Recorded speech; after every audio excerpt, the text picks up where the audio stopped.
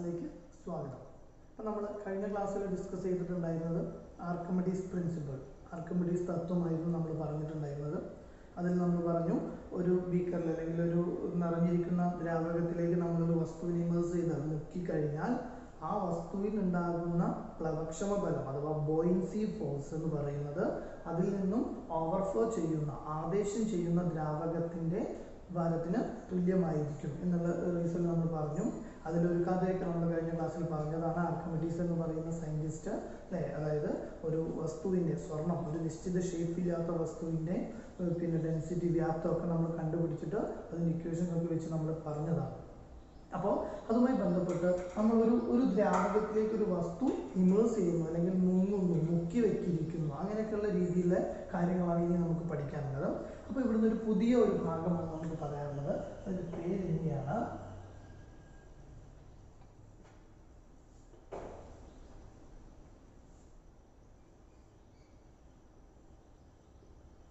പ്ലവനം അഥവാ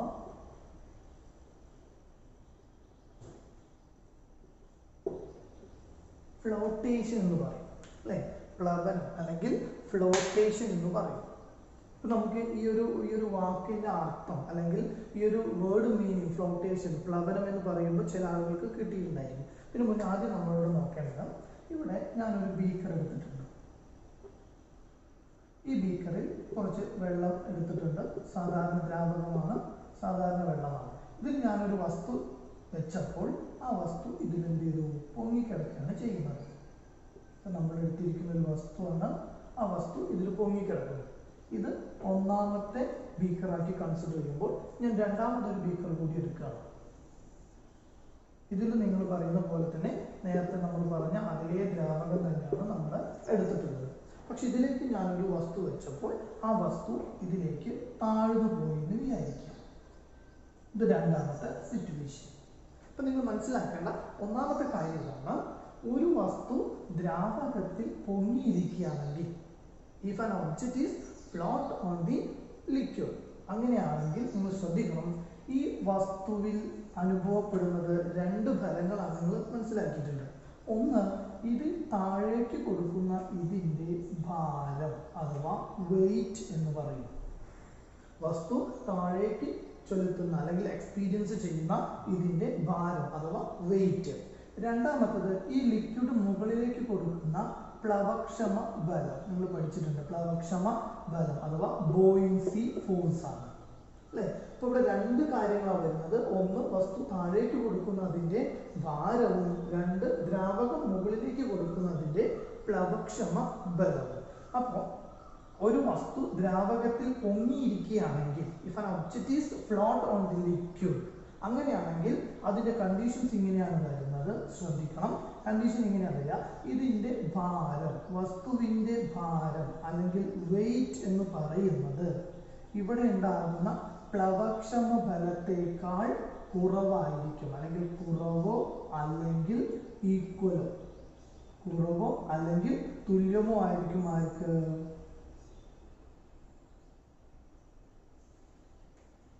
പ്ലവക്ഷമ ബലത്തിന്.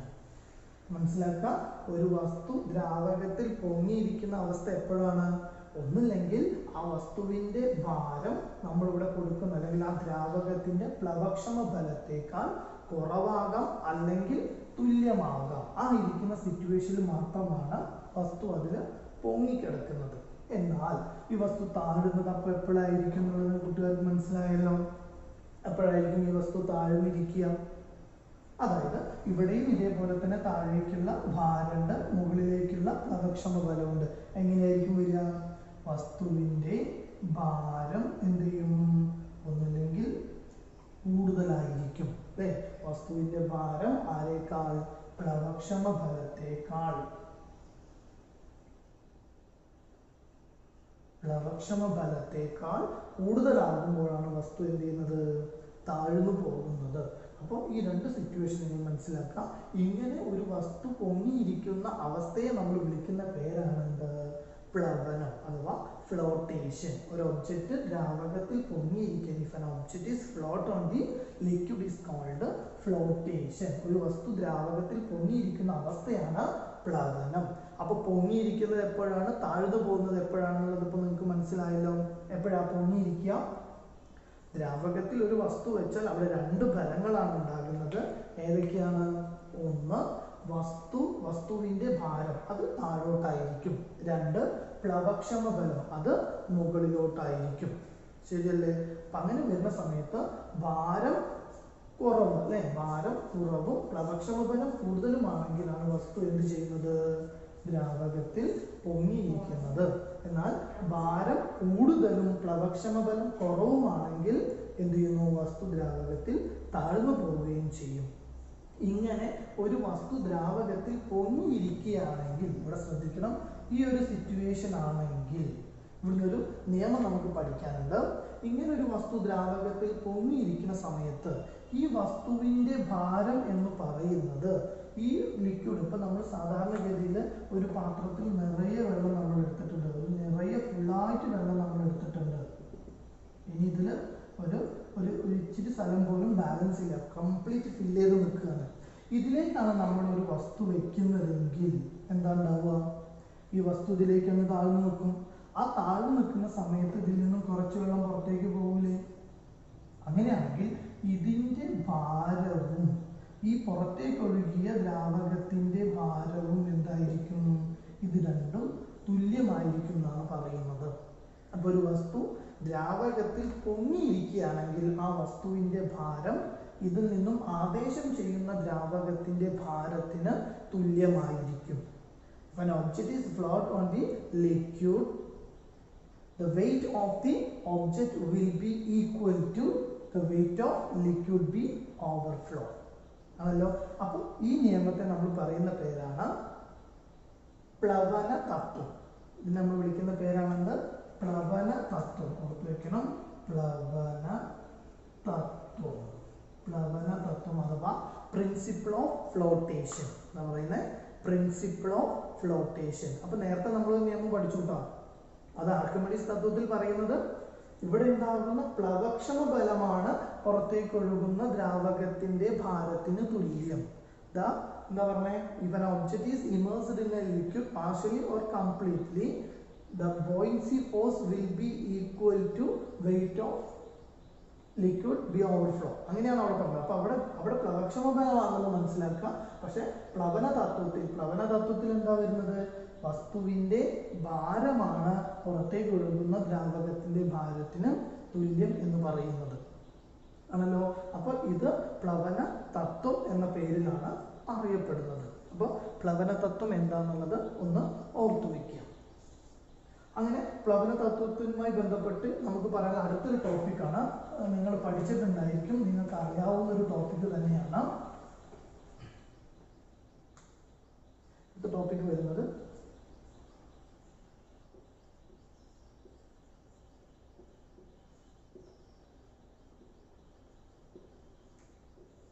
ആപേക്ഷിക സാന്ദ്രത.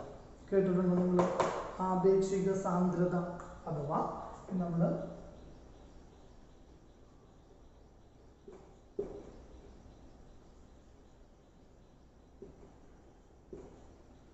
നമ്മൾ വിളിക്കുന്ന പേരാണ് റിലേറ്റീവ് ഡെൻസിറ്റി. പറയുന്നത് റിലേറ്റീവ് ഡെൻസിറ്റി എന്നാണ് നമ്മൾ അതിനെ പറയുന്നത്. ഓർത്ത് വെക്കണം, ആപേക്ഷിക സാന്ദ്രത അഥവാ റിലേറ്റീവ് ഡെൻസിറ്റി. ആ പേരിൽ തന്നെ ഉണ്ട് ആപേക്ഷികത അഥവാ റിലേറ്റീവ് അല്ലെ. എപ്പോഴും ഒന്നിനെ ബന്ധപ്പെടുത്തി പറയുമ്പോഴാണ് നമ്മൾ ആപേക്ഷികത അല്ലെങ്കിൽ റിലേറ്റീവ് എന്ന പേര് കൊണ്ട് നമ്മൾ അർത്ഥമാക്കുന്നത്. അപ്പൊ ഇവിടെ ആപേക്ഷിക സാന്ദ്രത എന്ന് പറയുമ്പോൾ നിങ്ങൾക്കറിയാം സാന്ദ്രത എന്താണെന്ന് നിങ്ങൾ പഠിച്ചിട്ടുണ്ട്. എന്താണ് സാന്ദ്രത എന്ന് പറഞ്ഞാൽ? എന്താണ് സാധാരണഗതിയിൽ നിങ്ങൾ സാന്ദ്രത എന്ന് പറഞ്ഞു കഴിഞ്ഞാൽ നമ്മൾ പറയുന്നത് എന്താണ് സാന്ദ്രത അല്ലെ? ഇവിടെ സാന്ദ്രത എന്ന് പറഞ്ഞാൽ നമ്മൾ പണ്ടേ പഠിച്ചിട്ടുണ്ട്. എന്താണ്? മാസ് ബൈ വോളിയം ആണ് അല്ലെ, അഥവാ ഡെൻസിറ്റി അല്ലെ. ഡെൻസിറ്റി എന്ന് പറഞ്ഞാൽ മാസ് ബൈ വോളിയം ആണെന്ന് നമ്മൾ മുന്നേ പഠിച്ചിട്ടുണ്ട്. ഈ മാസ് ബൈ വോളിയം ഡെൻസിറ്റിയുടെ യൂണിറ്റ് പറയുമ്പോൾ എങ്ങനെ കണക്കാക്കുക? മാസിന്റെ യൂണിറ്റ് എന്താണ്? കിലോഗ്രാം ബൈ വോളിയത്തിന്റെ യൂണിറ്റ് എന്താണ്? Metre cube. അപ്പൊ ഡെൻസിറ്റിയുടെ യൂണിറ്റ് നിങ്ങൾക്ക് അറിയാം, കിലോഗ്രാം പെർ മീറ്റർ ക്യൂബ് ആണ്. അപ്പോൾ ഇവിടെ ആപേക്ഷിക സാന്ദ്രത. അപ്പോൾ സാന്ദ്രത എന്താണ് നമ്മൾ പഠിച്ചത്? എന്താണ് സാന്ദ്രത എന്ന് പറഞ്ഞാൽ ഒരു നിശ്ചിത വ്യാപ്തത്തിൽ അടങ്ങിയിരിക്കുന്ന പദാർത്ഥത്തിന്റെ മാസിനെ നമ്മൾ വിളിക്കുന്ന പേരാണ് സാന്ദ്രത. എന്താണ്? The mass of the object in a particular volume. The mass of the object in a particular volume ആണ് ഡെൻസിറ്റി. അതുകൊണ്ട് density is equal to mass by volume അഥവാ കിലോഗ്രാം പെർ മീറ്റർ ക്യൂബ് ആണ് അതിന്റെ യൂണിറ്റ്. നിങ്ങൾ മുന്നത്തെ ക്ലാസ്സിൽ പഠിച്ചിട്ടുണ്ട്. അപ്പോൾ ഇവിടെ ആപേക്ഷിക സാന്ദ്രതയാണ് നമ്മൾ പറയുന്നത്. ആപേക്ഷിക സാന്ദ്രത എന്ന് പറയുമ്പോൾ ഞാൻ ആദ്യം പറഞ്ഞു ഒന്നിനെ റിലേറ്റ് ചെയ്യണം, റിലേറ്റീവ് ഡെൻസിറ്റി ആപേക്ഷികമായി വരണം. അപ്പോൾ ഇവിടെ ഒന്നാമത് നിങ്ങൾ നിർബന്ധമായി പഠിച്ചു വെക്കേണ്ടതാണ് ഇത് ജലത്തിന്റെ സാന്ദ്രത. അത് എപ്പോഴും നിങ്ങൾ ഓർത്തു വെക്കണം. ജലത്തിന്റെ സാന്ദ്രത നമ്മൾ എടുത്തു കഴിഞ്ഞാൽ അത് എപ്പോഴും എത്രയായിരിക്കും? 1000 കിലോഗ്രാം പെർ മീറ്റർ ക്യൂബ് ആയിരിക്കും. ഇത് ഒരു ഫിക്സഡ് ആയിട്ടുള്ള അല്ലെങ്കിൽ അതൊരു സംഖ്യ. ഈ സംഖ്യക്ക് മാറ്റമൊന്നുമില്ല. ജലത്തിന്റെ സാന്ദ്രത എല്ലാം ഇപ്പോഴും എത്രയായിരിക്കും? 1000 ആയിരിക്കും എന്നുള്ളത് മനസ്സിലാക്കുക. അങ്ങനെ വരുമ്പോൾ ഒരു വസ്തുവിന്റെ സാന്ദ്രതയും ഏതിന്റെ സാന്ദ്രതയാണോ നമുക്ക് റിലേറ്റ് ചെയ്ത് പറയേണ്ടതെങ്കിൽ ആ വസ്തുവിന്റെ സാന്ദ്രതയും ജലത്തിന്റെ സാന്ദ്രതയും തമ്മിലുള്ള ആപേക്ഷികത അല്ലെങ്കിൽ അവ തമ്മിലുണ്ടാകുന്ന ആനുപാതിക സംഖ്യ നമ്മൾ വിളിക്കുന്ന പേരാണ് ആപേക്ഷിക സാന്ദ്രത. എന്താ പറയുന്നത്? ഒരു വസ്തുവിന്റെ സാന്ദ്രതയും ആ ജലത്തിന്റെ സാന്ദ്രതയും തമ്മിലുള്ള ആനുപാതിക സംഖ്യയാണ് ആ വസ്തുവിന്റെ ആപേക്ഷിക സാന്ദ്രത എന്ന് നമ്മൾ പറയുന്നത്. That means the relative density എന്ന് പറഞ്ഞാൽ the ratio of density of the object into density of water ആണ്. അപ്പോൾ ഡെൻസിറ്റി ഫോർ എക്സാമ്പിൾ നമുക്ക് മണ്ണെണ്ണയുടെ ആപേക്ഷിക സാന്ദ്രത കാണണം. അപ്പോൾ നമുക്ക് കാണേണ്ടത് മണ്ണെണ്ണയാണ് അഥവാ കെറോസിൻ. കെറോസിൻ അഥവാ മണ്ണെണ്ണയുടെ ആപേക്ഷിക സാന്ദ്രത നമ്മൾ എങ്ങനെയാണ് കണ്ടുപിടിക്കുക? മണ്ണെണ്ണയുടെ ആപേക്ഷിക സാന്ദ്രതയാണെങ്കിൽ ഇസ് ഈക്വൽ ടു എത്രയാണോ മണ്ണെണ്ണയുടെ സാന്ദ്രത എത്രയാണോ അതിനെ നമ്മൾ എന്ത് ചെയ്യും? ജലത്തിന്റെ സാന്ദ്രത കൊണ്ട് എന്ത് ചെയ്യും? ഡിവൈഡ് ചെയ്യും. അപ്പോൾ ഒരു വസ്തുവിന്റെ ആപേക്ഷിക സാന്ദ്രത കണ്ടെത്താൻ നമുക്ക് എളുപ്പമാണ്. എങ്ങനെയാണ്? ആ വസ്തുവിന്റെ സാന്ദ്രതയെ ജലത്തിന്റെ സാന്ദ്രത കൊണ്ട് ഡിവൈഡ് ചെയ്താൽ നമുക്ക് കിട്ടുന്നതാണ് ആ വസ്തുവിന്റെ ആപേക്ഷിക സാന്ദ്രത. അപ്പൊ അങ്ങനെയാണെങ്കിൽ ഇവിടെ നമുക്ക് ഇതിനൊരു കോമൺ ഇക്വേഷൻ ഉണ്ടാക്കാം. എങ്ങനെയാണ് നമ്മൾ ഉണ്ടാക്കുക? കോമൺ ഇക്വേഷൻ നമുക്ക് ഉണ്ടാക്കാം. ഇവിടെ മണ്ണെണ്ണയുടെ സാന്ദ്രതയല്ലേ നമ്മൾ പറഞ്ഞത്. അപ്പോൾ ഒരു വസ്തുവിന്റെ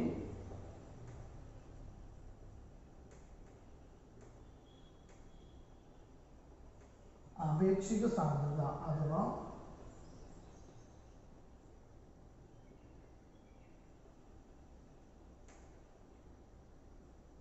റിലേറ്റീവ് ഡെൻസിറ്റി എങ്ങനെ കണ്ടുപിടിക്കും?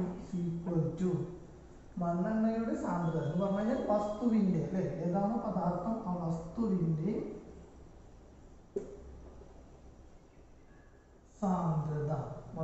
സാന്ദ്രത ഡിവൈഡഡ് ബൈ ജലത്തിന്റെ സാന്ദ്രത. ഇതൊരു ഇക്വേഷൻ ആയിട്ട് നമുക്ക് ഉപയോഗിക്കാം. ഇങ്ങനെ ഒരു ആപേക്ഷിക സാന്ദ്രത റിലേറ്റീവ് ഡെൻസിറ്റി എന്ന് പറഞ്ഞാൽ വസ്തുവിന്റെ സാന്ദ്രത ഡിവൈഡഡ് ബൈ ജലത്തിന്റെ സാന്ദ്രത അഥവാ density of object divided by density of water. അപ്പോൾ ആപേക്ഷിക സാന്ദ്രത എന്ന് പറഞ്ഞാൽ എന്താണ്?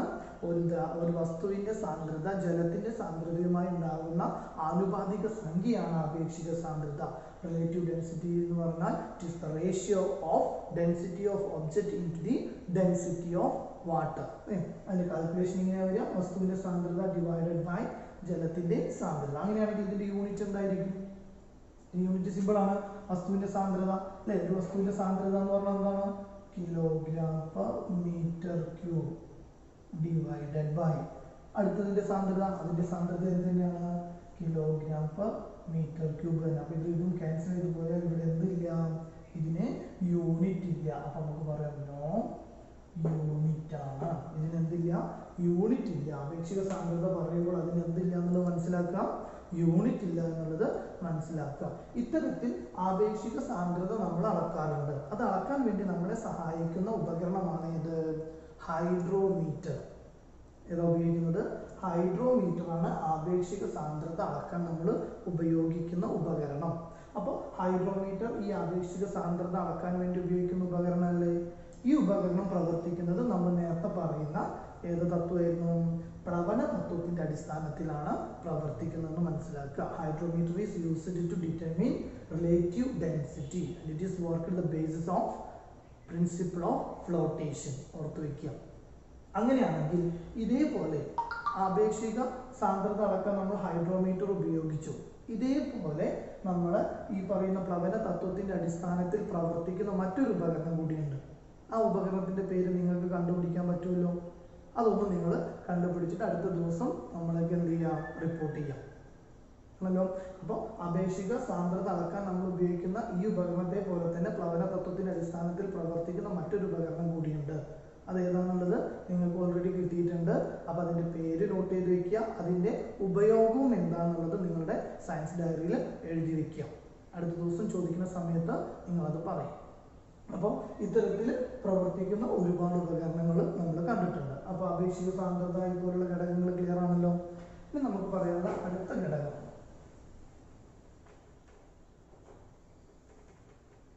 അത് ഈ മായ്ക്കണൊക്കെ വേണമെങ്കിൽ ഒഴിവാക്കി മതിയേ.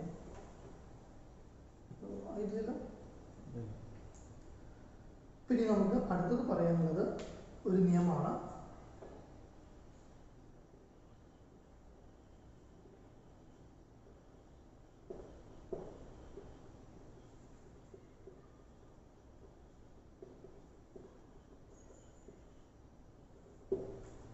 പാസ്കൽ നിയമം അഥവാ പാസ്കൽസ് ലോ.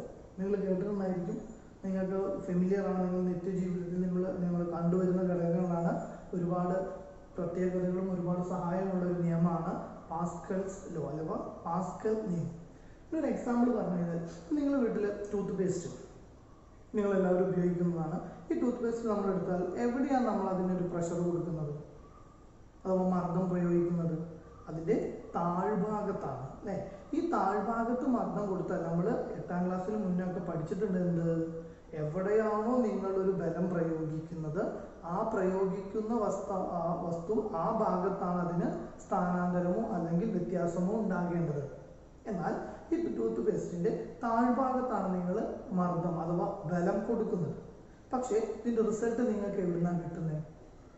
ഇതിന്റെ ഫ്രണ്ടിൽ നിന്ന്. കാരണം ആ ഭാഗത്തുള്ള ടോപ്പ് നമ്മൾ ലൂസ് ആക്കുന്ന സമയത്താണല്ലോ പേസ്റ്റ് പുറത്തേക്ക് വരുന്നത്. നിങ്ങളിവിടെ പതുക്കെയാണ് ഒരു പ്രഷർ കൊടുക്കുന്നതെങ്കിൽ ഇതിൽ നിന്നും പുറത്തേക്ക് വരുന്നത് എങ്ങനെയായിരിക്കും?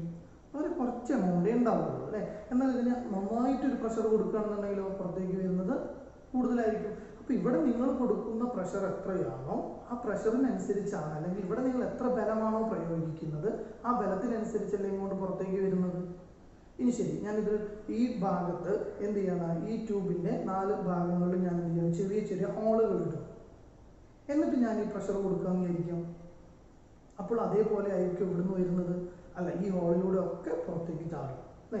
അപ്പൊ നിങ്ങൾ ആദ്യം മനസ്സിലാക്കണം, പാസ്കൽ നിയമം അപ്ലൈ ചെയ്യണമെങ്കിൽ അതെപ്പോഴും ഒരു അടഞ്ഞ സിസ്റ്റം ആയിരിക്കണം, ഒരു ക്ലോസ്ഡ് സിസ്റ്റം ആയിരിക്കണം. എപ്പോഴും അതൊരു അടഞ്ഞ അവസ്ഥയിലായിരിക്കണം. അങ്ങനെ ഇരിക്കുന്ന സമയത്ത് നിങ്ങൾ ഇവിടെയാണ് പ്രഷർ കൊടുക്കുന്നതെങ്കിൽ അത് ഇവിടെ മാത്രമാണോ അതിന്റെ റിസൾട്ട് ഉണ്ടാകുന്നത്? അല്ല, ഈ ട്യൂബിന്റെ എല്ലാ ഭാഗത്തും റിസൾട്ട് വരുന്നുണ്ട്. അപ്പൊ അദ്ദേഹം പറഞ്ഞത് എങ്ങനെയാണ്? ഒരു അടഞ്ഞ സിസ്റ്റം ആണെങ്കിൽ, ഒരു ക്ലോസ്ഡ് സിസ്റ്റം ആണെങ്കിൽ അതിൽ നിങ്ങൾ ലിക്വിഡ് ആണ് നിറച്ചിരിക്കുന്നത് അല്ലെങ്കിൽ ഫ്ലൂയിഡ്. അങ്ങനെ ഇരിക്കുന്ന അവസ്ഥയിൽ നിങ്ങൾ എവിടെ ഒരു പ്രഷർ അപ്ലൈ ചെയ്താലും ആ പ്രഷർ എന്ന് പറയുന്നത് ആ ദ്രാവകത്തിന്റെ എല്ലാ ഭാഗത്തും എന്തായിരിക്കും? ഈക്വൽ ആയിട്ടാണ് അനുഭവപ്പെടുന്നതെന്നാണ് പറയുന്നത്. അപ്പൊ അദ്ദേഹം പറയുന്ന നിയമം എന്താ പറയുന്നത്? പാസ്കൽ പറയുന്ന നിയമം എങ്ങനെയാ പറയുന്നത്? ഒരു ക്ലോസ്ഡ് സിസ്റ്റം ആണെങ്കിൽ, ഒരു അടഞ്ഞ അവസ്ഥയാണെങ്കിൽ അതിന്റെ എവിടെയെങ്കിലും ഒരു ഭാഗത്ത് നിങ്ങൾ നൽകുന്ന മർദ്ദം, പ്രഷർ എന്ന് പറയുന്നത് എല്ലാ ഭാഗത്തും ഈക്വൽ ആയിരിക്കും. അതെ. അപ്പൊ നമുക്ക് പാസ്കൽസ് ലോയുടെ ഡെറിവേഷൻ എങ്ങനെ പറയാം? ഒരു സംവൃത വ്യൂഹത്തിന്റെ, സംവൃത വ്യൂഹം എന്ന് പറഞ്ഞാൽ അടഞ്ഞിരിക്കുന്ന അവസ്ഥ, ഈ സംവൃത വ്യൂഹത്തിന്റെ ഒരു ഭാഗത്ത് നൽകുന്ന മർദ്ദം അല്ലെങ്കിൽ പ്രഷർ തന്നെ നമുക്ക് പറയാം, അതെല്ലാ ഭാഗത്തും തുല്യമായിരിക്കും. ഇപ്പൊ നമുക്കിതിനെ ക്ലാസിഫിക്കേഷനിലേക്ക് മാറ്റുമ്പോൾ നമുക്ക് എങ്ങനെ പറയുന്നു? പാസ്കൽസ് നിയമത്തിൽ ഇതിന്റെ ഡെഫിനിഷനിലേക്ക് പോകുമ്പോഴേക്ക് ഇവിടെ പറയുന്നത് എത്രയേ ഉള്ളൂ? ഇവിടെ ഞാനൊരു അടഞ്ഞ സിസ്റ്റം നമ്മൾ എടുക്കുകയാണ്.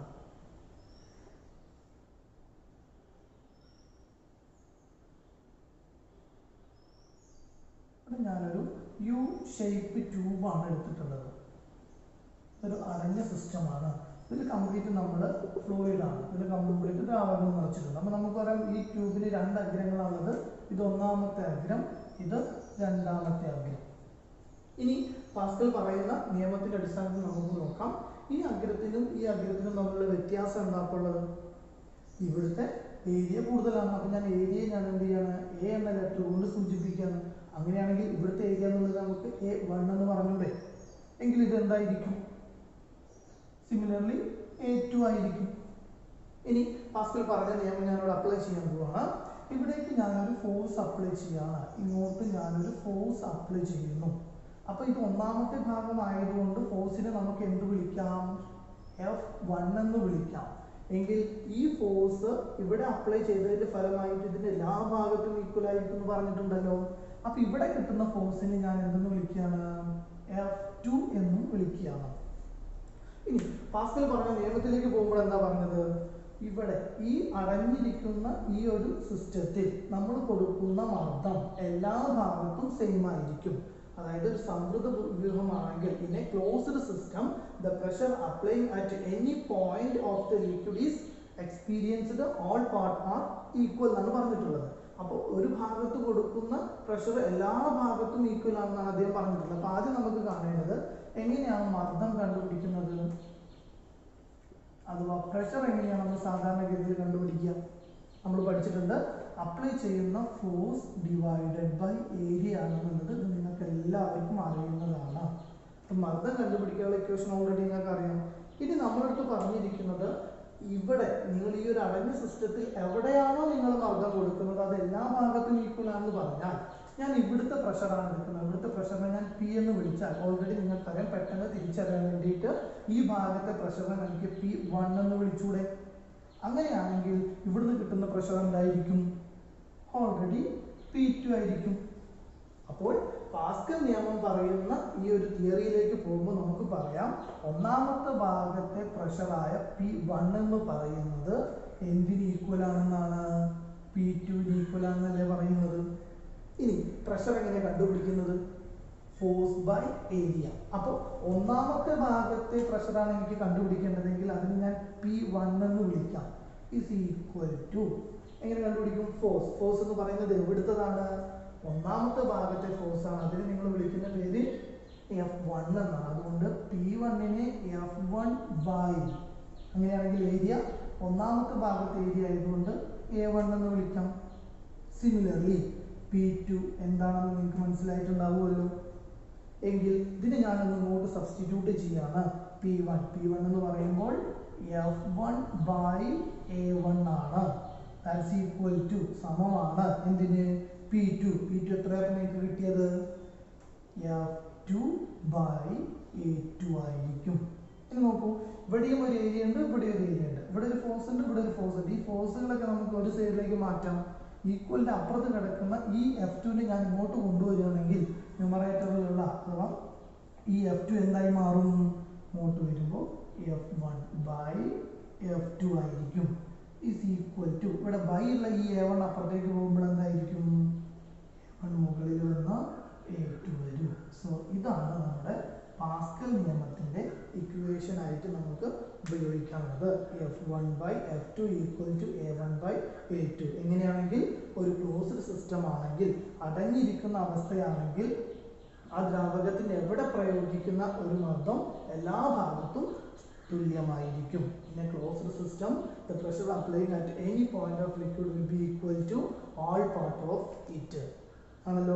അപ്പോൾ ഇത് വെച്ചിട്ടുള്ള കാൽക്കുലേഷനുമായി ബന്ധപ്പെട്ട് വരുന്ന ഘടകമാണ് F1 by F2 equal to A1 by A2. ഇനി ഇതുമായി ബന്ധപ്പെട്ട് കുറേ ആപ്ലിക്കേഷനും അതുപോലെ തന്നെ ഇക്വേഷൻസുമാണ് നമുക്ക് ഇനി ഡിറൈവ് ചെയ്യാനുള്ളത്. അത് നമുക്ക് അടുത്ത ക്ലാസ്സിൽ ഡിസ്കസ് ചെയ്യാം. So okay, thank you.